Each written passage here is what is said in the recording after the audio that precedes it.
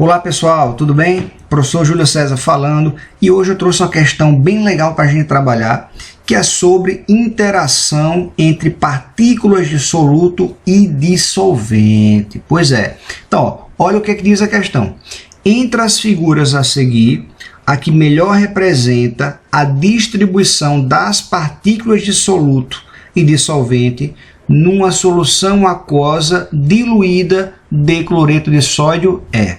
Então você tem aí as opções A, B, C, D ou E, trazendo imagens que representam essa situação. Professor, o que é que está dizendo, em outras palavras, essa questão aí? Olha, imagine a seguinte situação. Você está em casa, pega um copinho de água, um copinho de vidro, um copinho de plástico e enche com água líquida.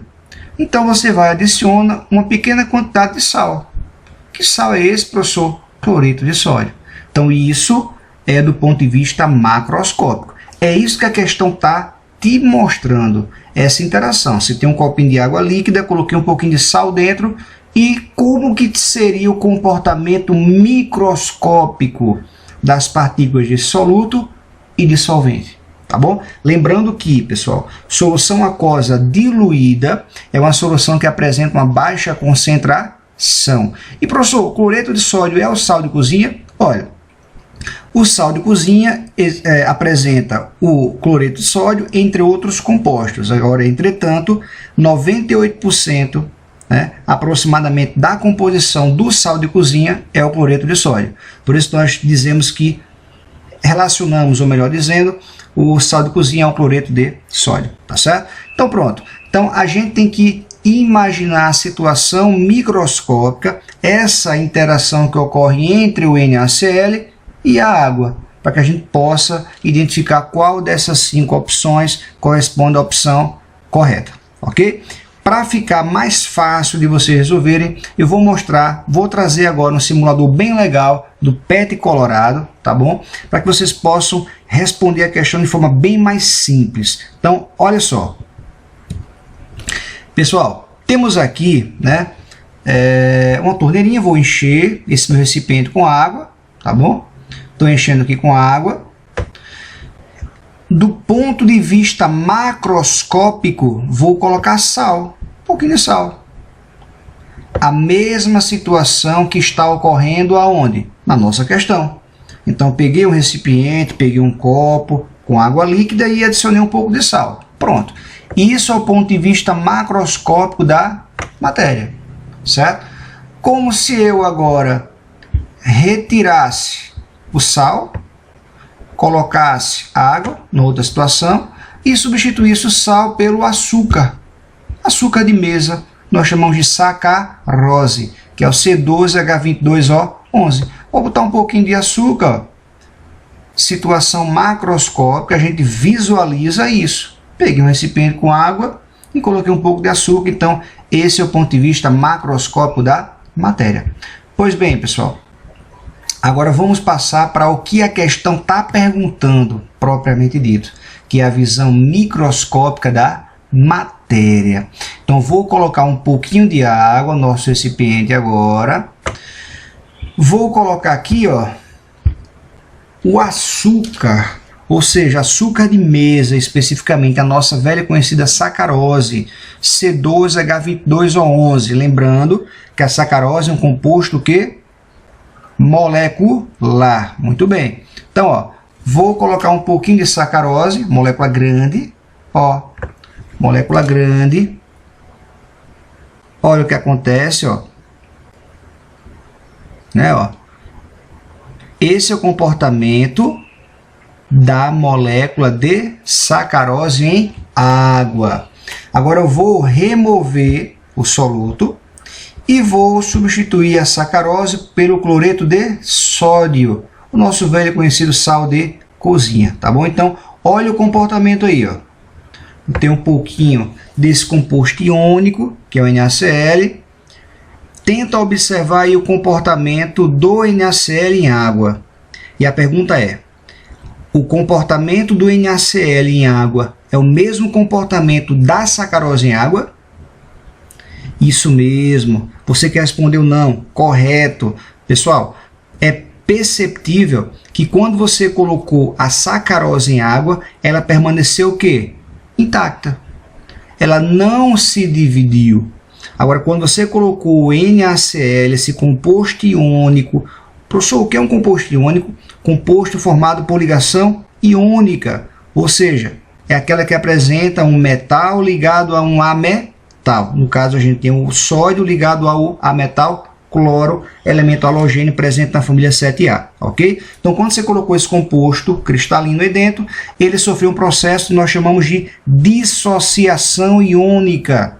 O que é isso, professor? Nada mais é do que a separação de íons que já existe no seu composto iônico.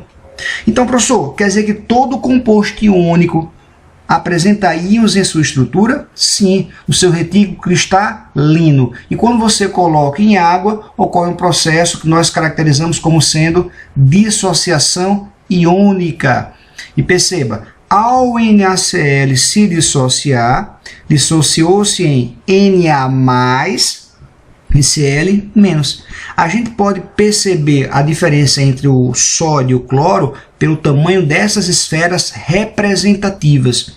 Então, essa esfera verde representa o átomo de cloro, especificamente o ânion cloreto, Cl- porque está dissolvido em solução aquosa, ok? E essa outra esfera representativa, uma cor rosa, ela está simbolizando o cátion sódio em meio aquoso, o Na+. Ok, pessoal? Então, esse é o ponto de vista ponto de vista microscópico da matéria. Pois bem, então a gente viu que a sacarose não se dissocia em água, já o NaCl se dissocia em água. Professor, quando nós colocamos o açúcar de mesa, a sacarose, C2H22O11 em água, como que seria o comportamento? Olha só, aqui nós temos um recipiente com água, imagine aquele copo com água da questão lá, né, na sua casa. Aqui a gente tem várias esferas, né? Só que cada esfera cada conjunto desse aqui é formado por uma esfera grande vermelha e duas esferas menores de cor branca. Então essa esfera vermelha representa o átomo de quê? De oxigênio. E as duas esferazinhas menores branquinhas representam átomos de hidrogênio, ou seja, H2O.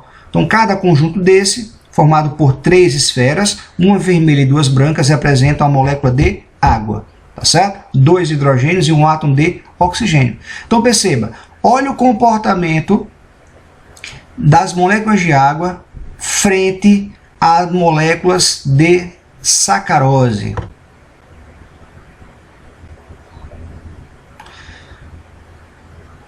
Observe bem o comportamento das moléculas de água frente às moléculas de sacarose.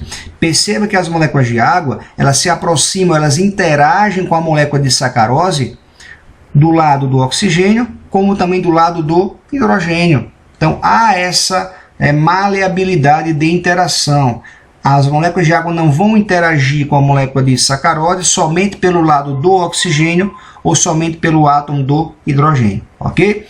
Então, vou aqui, resetar, tá certo? Vamos novamente ter só o recipiente com as moléculas de água e vou agora acrescentar o que? O nosso composto cristalino, composto iônico, né, formado por ligação iônica, que nós chamamos de NaCl. Perceba, são esferas representativas. Então, onde o ânion cloreto tem um raio maior e o cátion sódio mais um tem um raio menor. Então, observe o comportamento das moléculas de água frente, ou seja, ao redor do cátion Na+.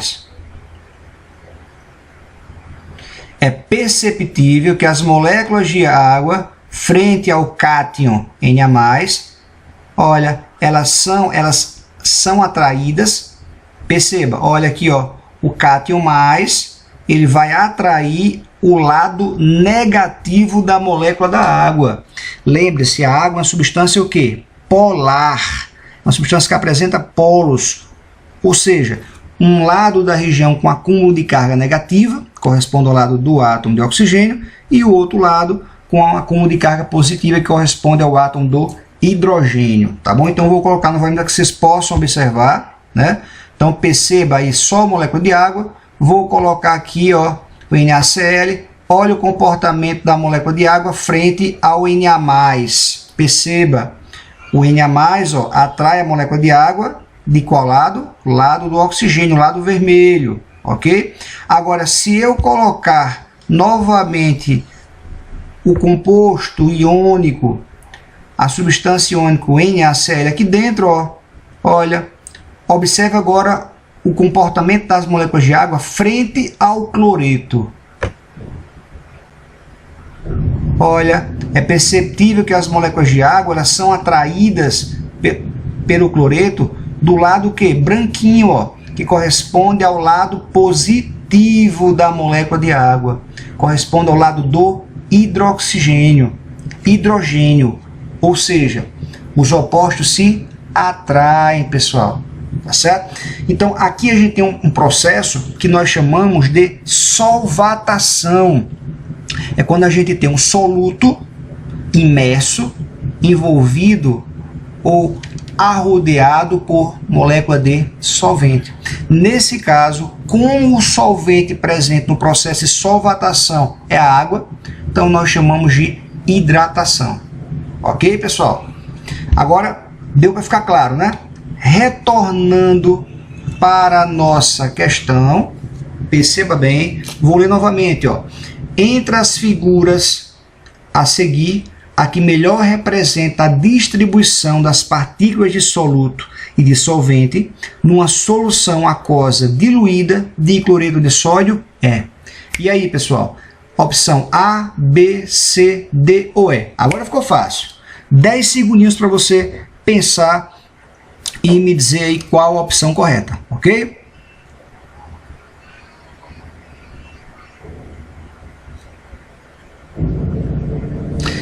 Muito bem, pessoal. Quem falou letra C, opção C, resposta corretíssima. Então, se você observar bem aqui, você percebe que onde está o cátion, representando aqui o Na+, ele vai atrair a molécula de água? Vai. Mas de qual lado? O lado da esfera maior, que seria vermelhinho lá no nosso simulador, que representa o átomo de oxigênio, com carga o que? Negativa, os opostos se atraem, ó. E se você observar aqui a outra esfera que representa o cloreto, o ânion Cl-, ele vai atrair a molécula de água? Vai, mas do ponto de vista o que? Positivo. Então pode ver que essas 4 moléculas de água, elas são atraídas pelo cloreto, pelo lado dos átomos de hidrogênio, que são essas duas esferazinhas menores, ó. Então os opostos se atraem. Então quem escolheu, quem disse que era a resposta, a letra C, está de parabéns. Tá bom, pessoal? Então por hoje é só, ficamos por aqui e até a próxima aula. Até mais!